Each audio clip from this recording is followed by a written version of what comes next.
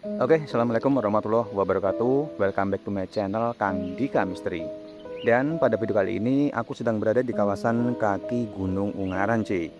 Untuk lebih tepatnya, sekarang aku sedang berada di sebuah kawasan hutan yang dikenal oleh masyarakat dengan sebutan nama hutan Petrus, teman-teman. Jadi sedikit cerita sejarah tentang hutan ini. Menurut cerita yang beredar di masyarakat, pada sekitar tahun 1965, kawasan ini diduga pernah dijadikan sebuah lokasi eksekusi secara rahasia terhadap orang-orang yang dikaitkan dengan peristiwa politik pada masa itu. Dan konon, eksekusi tersebut dilakukan dengan cara ditembak secara diam-diam atau misterius. Karena cerita itulah, kawasan ini kemudian dikenal dengan sebutan Hutan Petrus, yang merupakan singkatan dari penembak misterius, cuy. Nah, selain itu, kawasan ini juga terdapat satu bangunan kosong yang konon menjadi saksi bisu dari berbagai cerita yang berkembang tersebut. Namun menariknya, bangunan ini sekarang dipercaya oleh sebagian warga sekitar sebagai tempat yang angker. Kabarnya, di bangunan tersebut sering muncul penampakan misterius hingga suara yang menyerupai letusan tembakan dari sekitar bangunan ini. Karena itulah aku datang ke sini untuk mencoba membuktikannya dengan cara meninggalkan sebuah kamera CCTV di dalam bangunan tersebut selama semalaman, teman-teman. Jadi tanpa berlama-lama lagi ya, mari kita langsung saja menuju ke bekas bangunan tersebut. Bismillahirrahmanirrahim.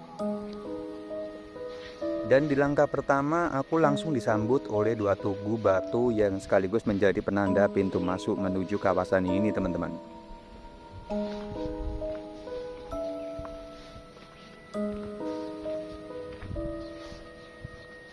Wow, ternyata suasana di sini cukup asri ya. Di sekelilingnya pun masih dipenuhi oleh vegetasi hijau dan pohon-pohon besar yang membuat suasananya terasa sejuk, teman-teman. Nah, bangunan bekas rumahnya sudah terlihat di depan sana, cuy. Yuk, kita langsung saja ya. Let's go ke arah sana. Di sini juga ada sebuah jembatan yang kondisinya sudah cukup usang ya. Dan, wow, sungai di bawah jembatan ini ternyata sedang kering, cuy. Ya, mungkin karena sekarang memang lagi musim kemarau ya.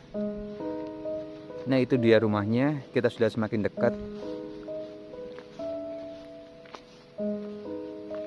Di sekitar sini juga terdapat sebuah tugu batu ya. Ditambah dengan gundukan tanah yang cukup besar, teman-teman. Selain itu ada juga sebuah jalan kecil yang bahkan aku sendiri belum tahu ya arahnya ini menuju kemana. Tapi yang jelas bangunan yang kita tuju sekarang sudah tepat berada di depan mata. Oke, mari kita langsung saja ya masuk ke dalamnya, cuy.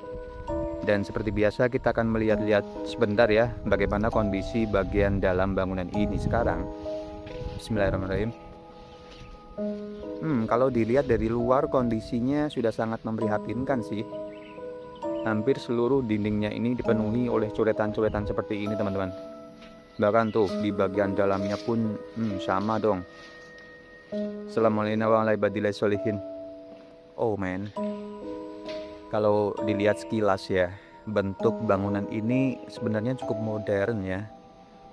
Feelingku sih rumah ini mungkin pernah direnovasi ya sebelum akhirnya benar-benar ditinggalkan begitu saja. Namun dari yang aku lihat, bangunan ini hanya memiliki dua ruangan ya. Mungkin dulu terdiri dari ruang utama dan satu kamar saja ya, teman-teman. Oke. Dan ini bagian belakang ya, bagian belakang bangunan yang langsung berbatasan dengan area hutan. Di sini juga ada sebuah bangunan kecil, bekas toilet mungkin kali ya. Kurang lebihnya hanya seperti ini ya untuk kondisi di dalam bangunan yang konon menjadi salah satu saksi bisu dari cerita penembakan misterius yang berkembang di kawasan ini, teman-teman. Dan sekarang tibalah saatnya untuk mencoba membuktikan sendiri apakah tempat ini memang benar-benar angker atau tidak ya.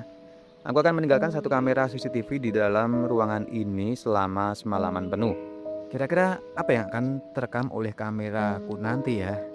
Daripada semakin penasaran, mari kita langsung saja ya untuk play hasil rekamannya.